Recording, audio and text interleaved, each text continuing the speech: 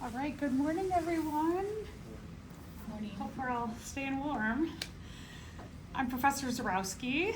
I will be with you this semester for Bio 112. Let's talk a little bit about just logistics and then we'll get right into it. So there's two things that you need for this semester. The lab book is here. Get this in the bookstore. It has the mountain range on it. And then this is my notebook. You don't need a traditional notebook for the class, but this is my notebook and all your notes go in. This you can buy paper if you like to take notes by hand, or if you're somebody who likes a tablet. This is about maybe 18 bucks around there, just the cost of copying. You'll see lots of illustrations and things like that. You get that right out of the bookstore. Otherwise, there's a digital copy if you like to use a tablet and take notes right into your tablet in class. You can do that too. So that's free. This is your lifeline of the course. This has this or this. It has all of the information you can be tested on for each chapter. So I go over everything that you can be tested on. Anything else like matching up in terms of the textbook, which I'll get to in a second, anything that's extra in a chapter, I don't cover. You don't have to worry about that. If it's in here, this is what you want to concern yourself with. So this is like your main thing that you want to focus on. Use the textbook for clarification or just a supplemental material for the class. All right, anybody questions on these two things? All right, so other things. There's a free textbook, so that's kind of nice. Biology textbooks are very expensive. This is a free textbook. So let's take a look at Canvas and just get acquainted with where you'll find other things that you need for this class. When you go to Canvas, there's a couple ways you can get there. You can start from Moraine Valley's homepage. There's an app for your phone. I highly suggest you get, if you don't have the app, get it because you'll get messages from all your professors on there. You can check your grades. You can even do some assignments on the fly through the Canvas app. We'll find our class. There's our class, there's our class. We'll click on that. The other thing just to point out is on the Canvas homepage, you've got a to-do list. Any of your assignments from any of your professors will be here, listed in order of date. Anything that's coming up will be listed. And then also your Canvas inbox. So you can send messages directly from the app or from the website to your professors. I prefer this over email. So please try and use this. I have 4 different classes. And the nice thing about using Canvas to message me is that your name, first name and last name, as well as your course and section number are all attached into your messages. As opposed to email, sometimes I'll get messages that say, hi professor, it's Miriam, and I have 4 Miriams between my 4 classes. So it just makes it a lot easier. I get to this a lot faster than I do email too. So please try and get used to using that. All right, so let's take a look at our class. I've got everything for you on that first page of Canvas. So I try and make things as simple as possible. You can get to your grades here. You can click on that. You can see your grades. And then when you scroll down, what I do want you to take a look at is first this week. If you haven't, I know a lot of you have gotten in and done the Getting Started module. Great job. I love that. If you haven't yet, make sure that you do this first. It's called a module or a unit. Make sure you get through and look at every item in this Getting Started module or unit. Just open it up and read it, open up, read it. These are the main points of the syllabus. I would do this before you take those first few quizzes about the class and the syllabus, just so that you know the information that is the most important to know in this class. In here I have the course materials. If you click on the third one, it says free e-textbook. So So here's your kind of supplemental textbook to my notebook, and you can click here. It'll bring you to it. It's a pretty good textbook. If you are somebody who just prefers to read on paper, which I know many of you still do, you can get a free, not a free copy, sorry. You can get a copy for a limited amount of money. In the bookstore, you can find that OpenStax paper textbook online for, I think it's like 23 bucks nowadays. So if you want a paper copy, you can, but again, everything you really need to know is in my notebook. This might be nice to just have as a supplement in case there's something you want to take more notes on in the notebook, or you just want some clarification. This is a great supplement. So the textbook is not mandatory.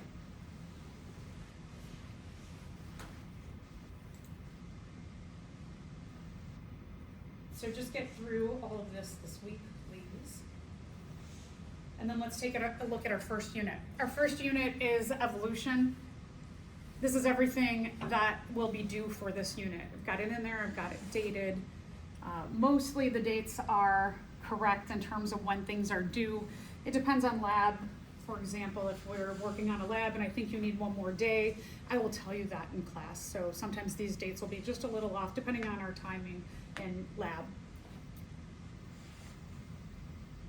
Up here, you've got the first item, the Evolution Unit Objective Study Guide.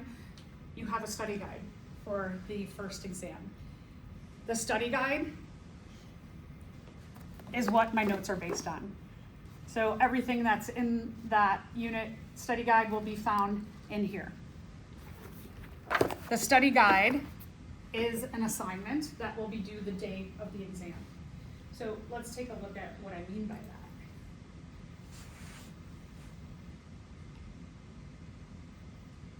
I generally will look through your study guide and kind of see, oh, was it done really, really thoroughly? Was it done pretty thoroughly? So if it's done really thoroughly, you'll get 5 points. If it was done moderately thoroughly, you'll get 4 points. If it was done moderately, you'll get 3. If you have some done or if you don't turn it in. So I just kind of base it on that scale. And I'll explain to you what I think is done thoroughly.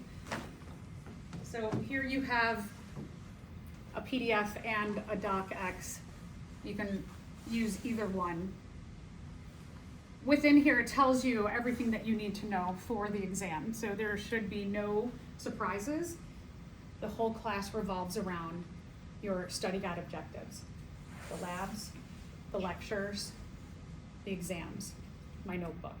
Everything. We make everything revolve around what the state says that you need to know for this class. So again, we try to make sure there's no surprises, lots of supplemental information. So what you will do, it says define and give an example of the following terms. So when you're going to work on this assignment, you can do 1A, population, and then you'll give a definition for population and you'll give an example. For this assignment, you can copy right out of here. That's fine, or from your book. But try and sit down and do these, use this. Don't just go copying things off the internet, because in biology, there's a lot of different definitions. I revolve my definitions around what the kind of core ideas of what you need to know for this class. I've had a lot of students that I'm still in contact with say, oh my gosh, your class made ecology and evolution at Lake Forest College or UIC so much easier because you gave a good baseline of what I need to know. Actually, I had 2 people just tell me that recently over the break. So I give you the things that are the basic definitions. There'll be lots of information out on the internet. So again, just don't go searching on the internet. You've got everything right in here. I make it so streamlined for you. So use this. So each one you'll go through, you will write them out. You will see in my notebook how thorough I am. That should give you an indication of how thorough you should be. These are essentially writing out my notes for the unit. So when someone hands in a study guide that's 4 pages, I'm like, no, that is not thoroughly done. What I suggest is that after every class, whatever we cover that day, you go through, you find the objectives that match up with it, and you write those out immediately. There's a lot of research about learning that says that learning, especially for an exam, repetition and time are the keys. Cramming is not good. I know some of you say, no, I always cram and it works great for me. Well, eventually you're gonna find that that may not work. And there's a few of you who can just sit and listen to lecture once and you're like, you totally have the information. Most of us are not like that. So I highly suggest after every class, you don't have, your homework may be on occasion that you will finish up a lab, but other than that, your homework for this class is this. So what I want you to get in your minds now is that after every class, you go home and you work on your homework. Work on your homework, whatever we cover today, go home, write these out, review them, put a little study time in, quiz yourself on the material. The way that you know something is if you can explain it to someone else. That is the pinnacle of learning.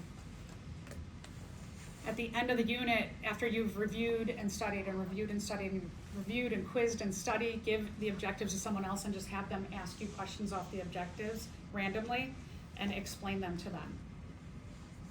A lot of us have test anxiety. This idea of being a bad test taker for most people is non-existent. So if you've gotten through life and you're just like, I'm a bad test taker, it's not that you're a bad test taker, it's that you're bad at studying. Spending time every week going over, review, study, quiz, review, study, quiz. Keep repeating that and adding on so that by the end of next week, you'll have 3 lectures done. What you should have done between now and the end of next week is that you should have this week gone through the objectives for today. Over the weekend, you're going to write them out. You're going to go back, review them. You're going to study them. You're going to quiz yourself on them. On Tuesday, you're going to add. You're going to write what we did on Tuesday. And then you're going to go back, you're going to review from day 1 plus day 2's lecture. Review that. You're going to go back and study both lectures. You're going to quiz yourself on both lectures. For next Thursday, you're going to add on the 3rd lecture. You're going to go back. You're going to go through lecture 1, lecture 2, lecture 3, study, quiz, review. So you're going to keep reviewing. Repetition is a key to learning. For students who do this, they come to the exams, they're like, oh, that was pretty easy. For students who don't do that, they're like, oh, I didn't listen to her. It was not easy. So I'm telling you right now what you need to do to be successful in this class. Please take that to heart. Please make time in your schedule for this class on a regular basis. You should be studying for this class at least every other day. If you get through 2 days and you haven't studied biology, you're doing something wrong. I know that you have assignments and this is not assigned every day, but it should be a regular assignment. So if you're somebody who keeps a schedule somewhere, you should put in biology, make a chunk of time every day, every other day. Just little chunks will be hugely beneficial to your success in this class. So when I say write out the objectives, you have to handwrite. You cannot type them out. What I consistently find is about 1/3 of people in this class grab them from somewhere else on the internet, because I can find that pretty easily, and they hand them in from somewhere else. That doesn't help you. Also, handwriting things out is enormously beneficial to your learning. So you're going to handwrite these out. How?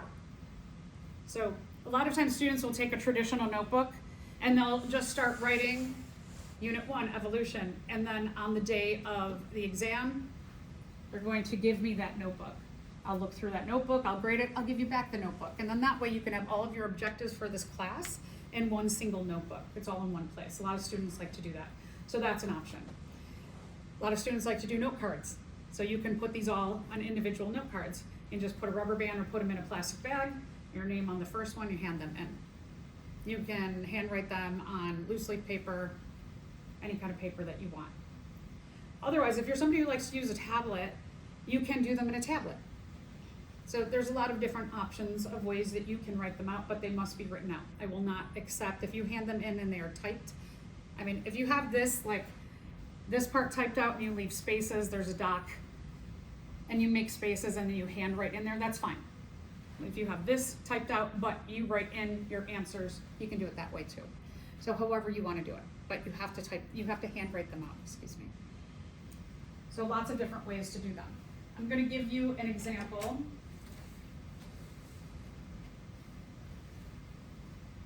Of one that I like, that they did a good job on. Where did it go?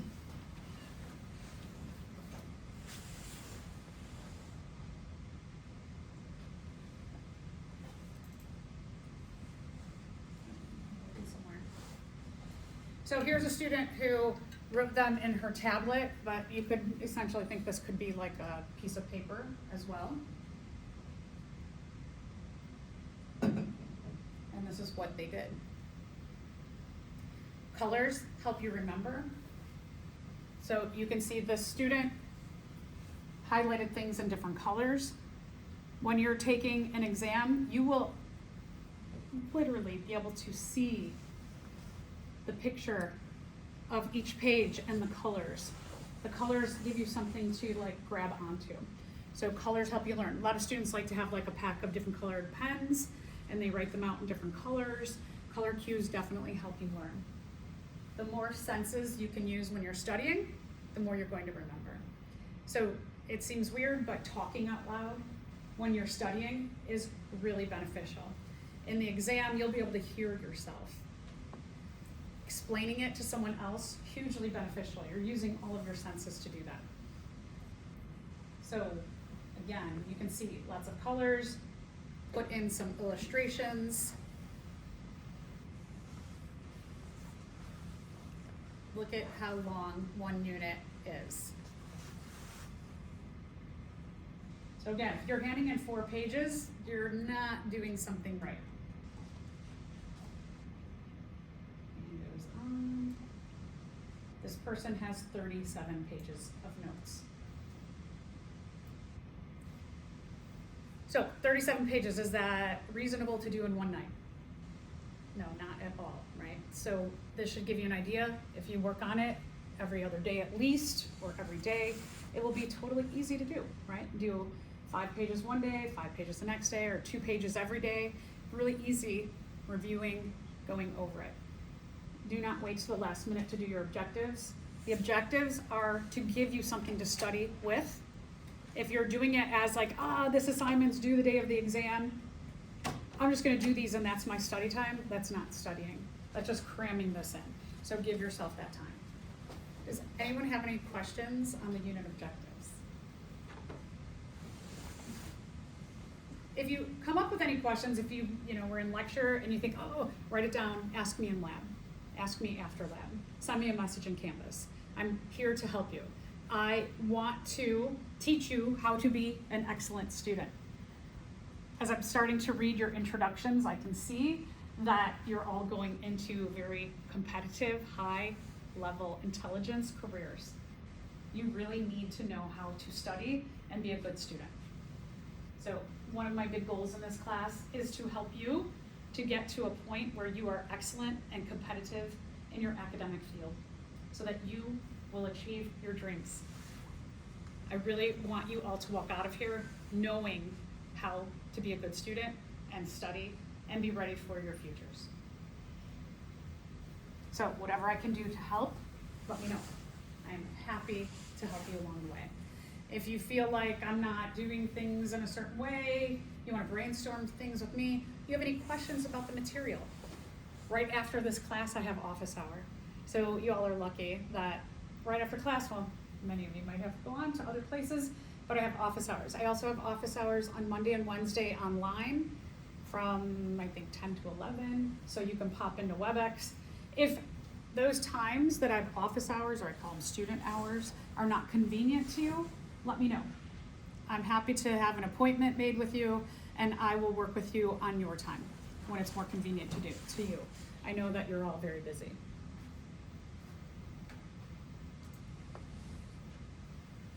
other things, just a couple other tips for studying, and I will mention these again and again and again. When you are studying, you should think that you are training for your exams. So where you're going to take your exams are in here. It's going to be quiet. You're going to be at a desk. You're going to be in a chair. I like to call it a proper desk, proper chair. It's going to be quiet. You're not going to have food, pets, beds, streaming, music, apps, anything. When people say they are bad test takers or they have test anxiety, a lot of that anxiety can be minimized. It is a real thing, but you can minimize that anxiety by training for your exams.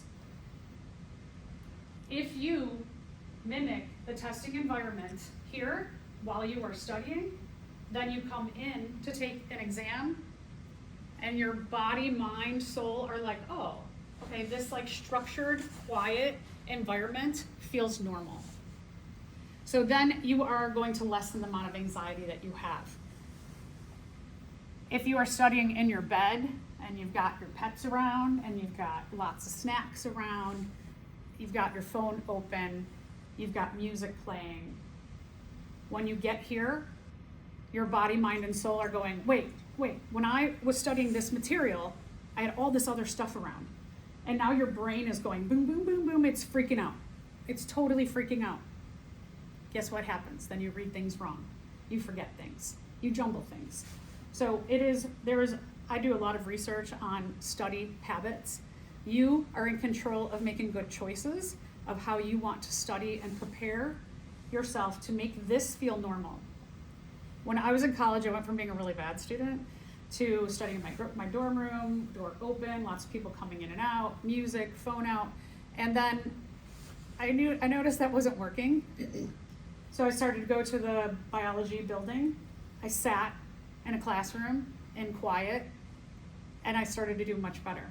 I found that I came into exams and I was like, oh, okay, I got this. This all feels familiar. It totally works.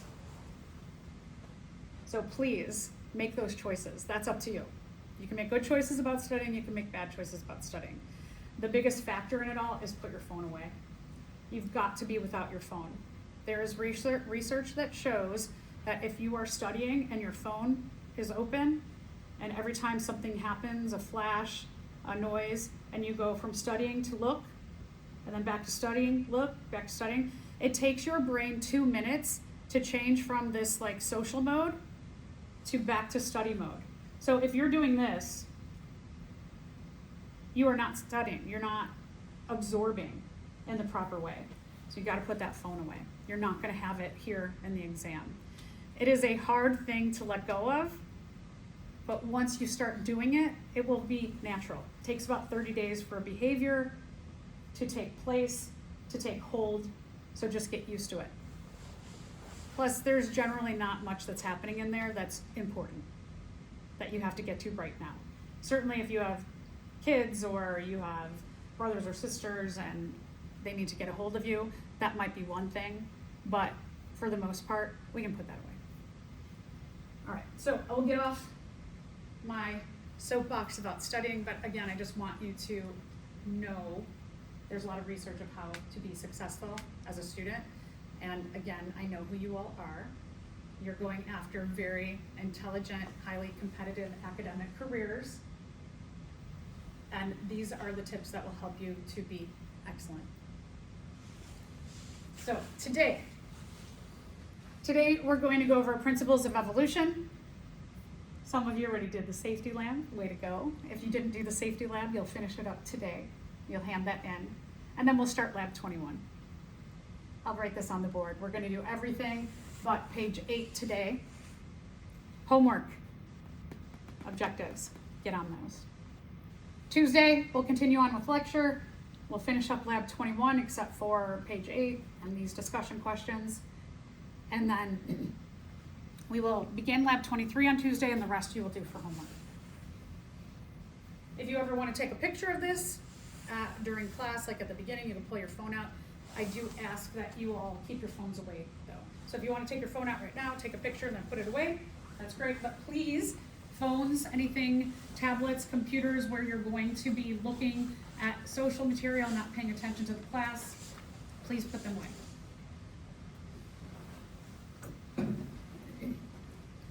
This is all in your syllabus. We're gonna get caught up, I know because we missed the first day. We will get caught up on schedule, but your syllabus tells you approximately what's going on. All right. So let's talk about evolution. If you don't have your notebook, if you don't have this today, you might want to just sit and listen and absorb. Taking notes in a notebook, a regular notebook, it might be like kind of weird because what you'll see in my notebook, I have a lot of stuff filled in and then you just have some blanks here and there.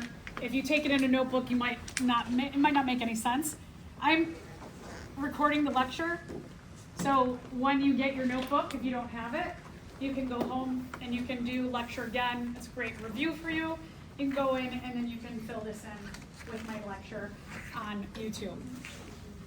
My channel is Professor Zurowski, and I'll send out a reminder about that today too. I like to record the lectures. Also, some students say that they'll play them at the gym, which, sorry, you have to listen to my voice. But going over that repetition, sometimes they'll play them in the car. Please, if you're playing them in the car, just play it and put your phone down so you're not watching and driving. But I have the lectures available to you. If you ever miss anything in lecture, you can go back to that. Just another resource for you to be successful in this class.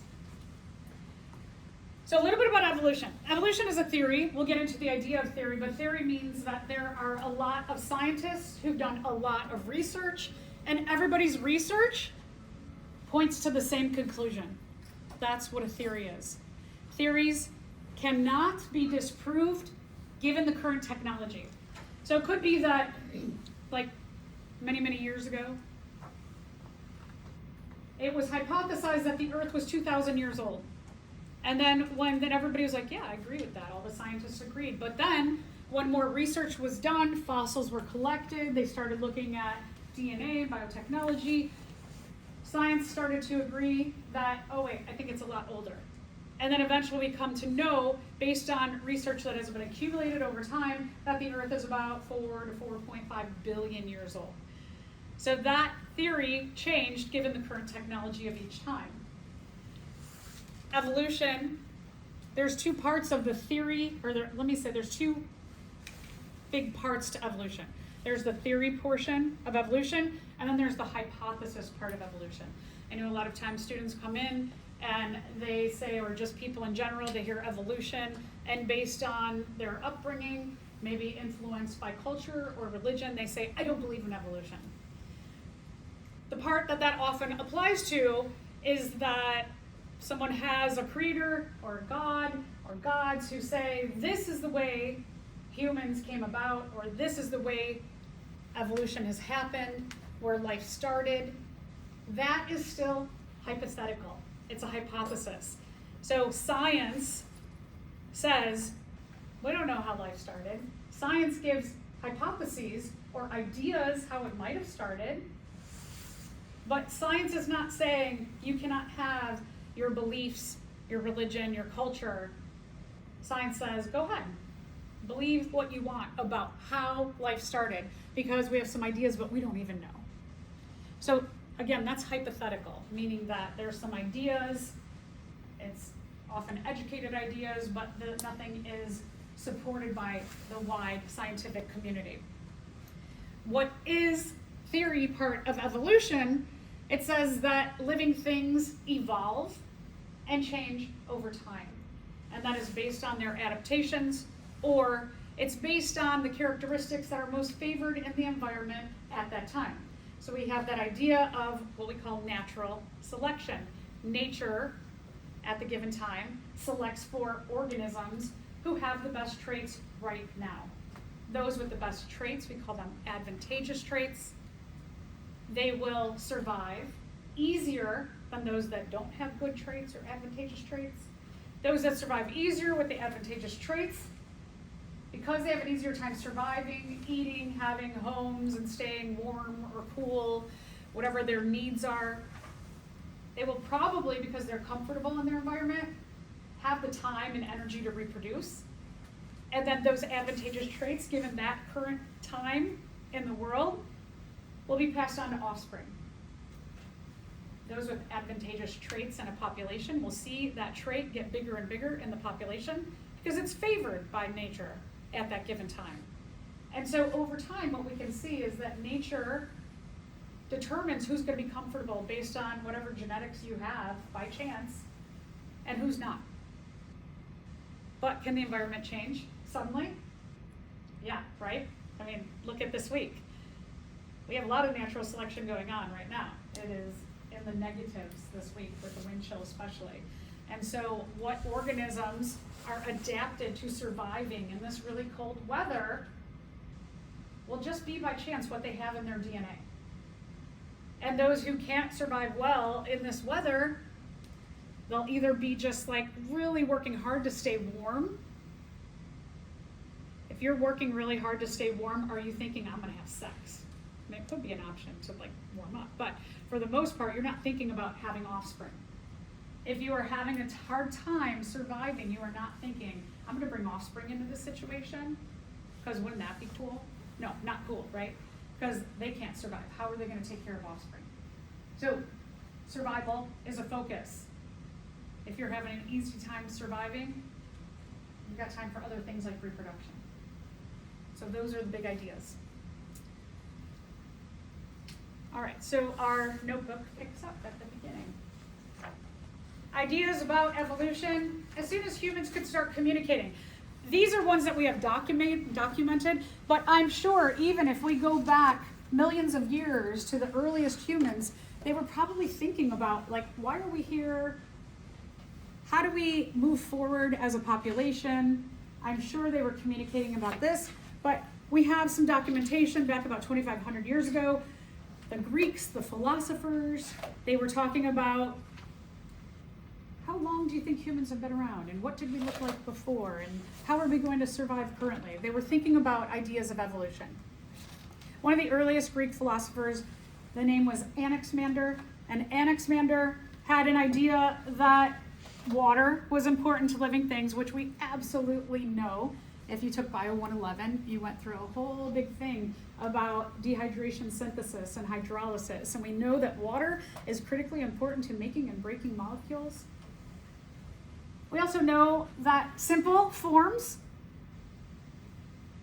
have time to give rise to complex forms, so that things start out very simply. We know that our first ancient ancestors were single-celled organisms and eventually get to the diversity of life that we have today. So this was a really good idea. Some of the philosophers had not such great ideas though. Like Aristotle had this idea of fixed species. Aristotle thought that the way organisms look right now in the earth is the way that they came to the earth.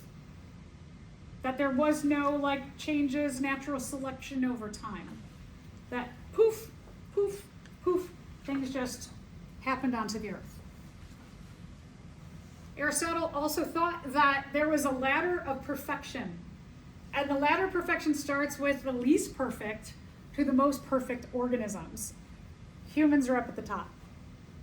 But we have inanimate matter at the bottom, non-living things. And then you have plants. They put plants way, way down here. I would argue that plants would be higher than humans because can we survive without eating plants? No, we can't. So putting them lower seems to me a misgiving. And they've got all of these other things. There's not even single-celled organisms here. So a couple things flawed with that. Georges Buffon, getting into the like 1700s, mid-1700s, started looking at fossils, found rocks that were shaped like organisms' insides and went, oh, we've got some evidence that there were creatures or organisms here before us. Started looking at changes in the fossils from ancient times, wherever these lived, whenever these lived, till now, and saw differences and started to go, why are there differences over time? and started to think about the depth at which things were buried, the fossils were buried, and started to think about, oh, the environment, there might have been a connection to the environment. So we have some reason why fossils show changes in organisms over time. One example is this is an ancient ancestor, the Glyptodont, of the modern day armadillo. Armadillos are about this big. This was about the size of a car.